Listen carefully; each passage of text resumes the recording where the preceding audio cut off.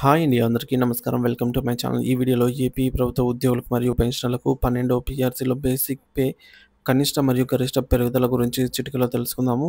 ఈ వీడియో అయితే ఎక్కడెక్కడైనా స్కిప్ చేయకుండా ఎండ్ వరకు చూసేటప్పుడు ఇన్ఫర్మేషన్ పూర్తిగా అర్థమవుతుంది. అలాగే వీడియో చూస్తున్న ప్రతి ఒక్కరు వీడియోకి లైక్ చేయండి ఫ్రెండ్స్. ఈ వీడియోని తోటి పెన్షనర్ మిత్రులతో, ఉద్యోగ పెన్షనర్లతో షేర్ చేయండి. కొత్తగా మన ఛానల్ చూస్తున్నవారు ఇంకెవరైనా సబ్స్క్రైబ్ చేసుకోకుంటే వెంటనే మన ఛానల్‌ని సబ్స్క్రైబ్ చేసుకోండి. దీని ద్వారా నేను చేసే లేటెస్ట్ వీడియోస్ అన్నీ మీ వరకు రీచ్ అవుతాయి. ఇక ఆలస్యం చేయకుండా వివరాల్లోకైతే వెళ్ళిపోదాము. ఫ్రెండ్స్ ఇక విషయానికి వచ్చినట్లయితే 12వ పీఆర్సీ ఏపీ ఉద్యోగులు, పెన్షనర్ల జీతాల్లో భారీ పెరుగుదల, కనిష్ట మరియు గరిష్ట అంచనాల గురించి అయితే ఈ వీడియోలో తెలుసుకుందాము. ఆంధ్రప్రదేశ్ ప్రభుత్వ ఉద్యోగులు, ఉపాధ్యాయులు మరియు పెన్షనర్లు ఎంతగానో ఆసక్తిగా ఎదురుచూస్తున్నటువంటి 12వ వేతన సవరణ సంఘం 12th పీఆర్సీ ఏర్పాటుకు ప్రభుత్వం జీవో జారీ చేసిన నేపథ్యంలో వారి జీతాలు మరియు పెన్షన్లలో ఎంత పెరుగుదల ఉండవచ్చు అనే దానిపైన సర్వత్రా చర్చ మొదలైంది. 12వ పీఆర్సీ ద్వారా జీతాలు, పెన్షన్లు ఎలా పెరుగుతాయి, కనిష్ట మరియు గరిష్ట అంచనాలు ఏమిటి అనే వివరాలను ఈ వీడియోలో తెలుసుకుందాం. మొదటగా పీఆర్సీ అంటే ఏమిటి, దాని ప్రాముఖ్యత. పే రివిజన్ కమిషన్ పీఆర్సీ అనేది ప్రభుత్వ ఉద్యోగుల జీతభత్యాలను సవరించేందుకు ఏర్పాటు చేసే ఒక ఉన్నత స్థాయి సంఘం. సాధారణంగా ప్రతి 5 ఏళ్లకోసారి పెరుగుతున్న ధరలు, ద్రవ్యోల్బణం మరియు జీవన వ్యయాన్ని దృష్టిలో ఉంచుకొని ఈ కమిటీ వేతన స్కేళ్లను సవరిస్తుంది. ఈ కమిటీ ప్రధానంగా క్రింది అంశాలపై ప్రభుత్వానికి నివేదికనైతే సమర్పిస్తుంది: పే స్కేల్స్, ఫిట్మెంటు, డిఏ/డిఆర్ విలీనం, ఇతర అలవెన్సులు, ఇంక్రిమెంట్స్. ఇప్పుడు ప్రతి క్యాడర్కు కనీస మరియు గరిష్ట మూల వేతనాలు ఎంత ఉండాలనేది పీఆర్సీ నిర్ణయిస్తుంది. అలాగే పాత ఓల్డ్ బేసిక్ పే, కొత్త బేసిక్ పే, న్యూ బేసిక్ పేలో అమర్చేందుకు ఇచ్చే పర్సంటేజ్ ప్రయోజనం ఫిట్మెంట్ అంటాము.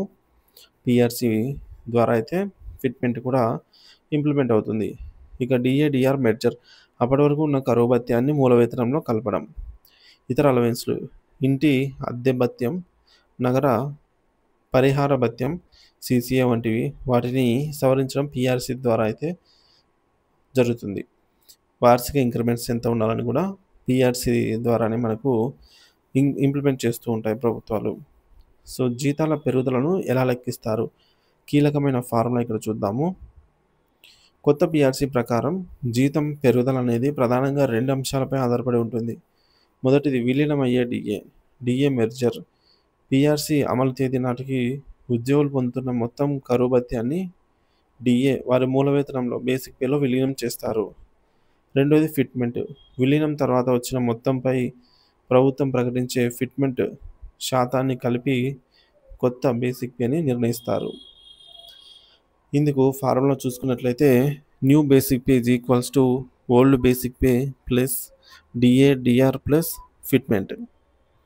అంచనాలు, కనిష్ట మరియు గరిష్ట పెరుగుదల ఎంత ఉండవచ్చు అని చూసుకున్నట్లయితే ప్రస్తుత అంచనాల ప్రకారం జీతాల పెరుగుదలను ఈ విధంగా లెక్కించవచ్చు. విలీనం కానున్న డిఏ/డిఆర్. ప్రభుత్వం ఉద్యోగులకు చెల్లించాల్సిన పెండింగ్ డిఏ బకాయిలు 3 విడతలు సుమారు 12%.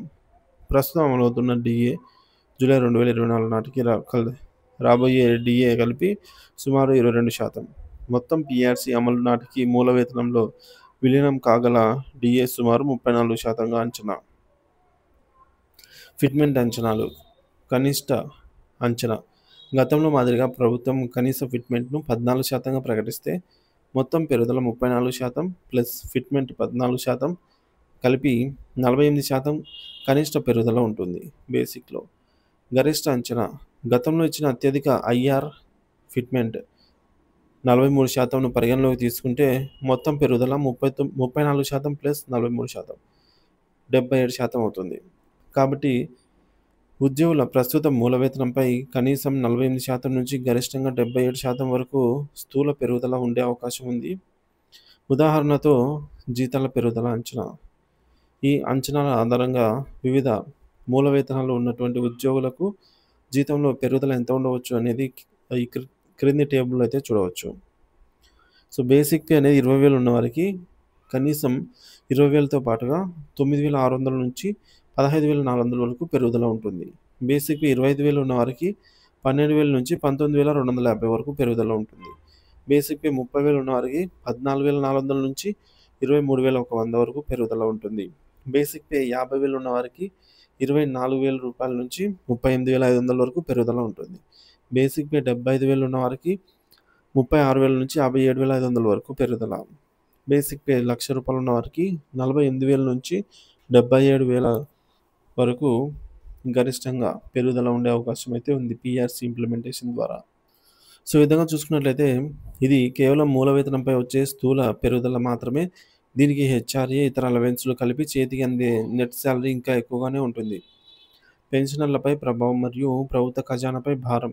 ఉద్యోగులకు వర్తించే అందే ఫార్ములా పెన్షనర్లకు కూడా అదే ఫార్ములా పెన్షన్లకు కూడా వర్తిస్తుంది. సో, పెన్షన్స్ యొక్క బేసిక్ పేపై కూడా డియర్నెస్ రిలీఫ్ మరియు ఫిట్మెంట్ ప్రయోజనం లభిస్తుంది. తద్వారా పెన్షనర్లలో కూడా గణనీయమైన పెరుగుదల ఉంటుంది.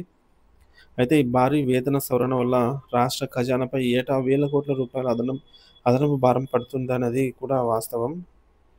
పై లెక్కలు, అంచనాలు కేవలం గత అనుభవాలు మరియు ప్రస్తుత డిఏ గణాంకాల ఆధారంగా రూపొందించబడినవి. 12వ పీఆర్సీ కమిటీ నివేదిక, దానిపై ప్రభుత్వం తీసుకునే తుది నిర్ణయం ఆధారంగా అసలు ఫిట్మెంట్ శాతం, ఇతర ప్రయోజనాలు ఖరారవుతాయి. ఏదేమైనా కూడా రాబోయే రోజుల్లో ఏపీ ఉద్యోగులు, ఉపాధ్యాయులు మరియు పెన్షనర్ల వేతనాల్లో గణనీయమైన పెరుగుదల ఉండవచ్చు అనేది ఖాయమని స్పష్టమవుతోంది.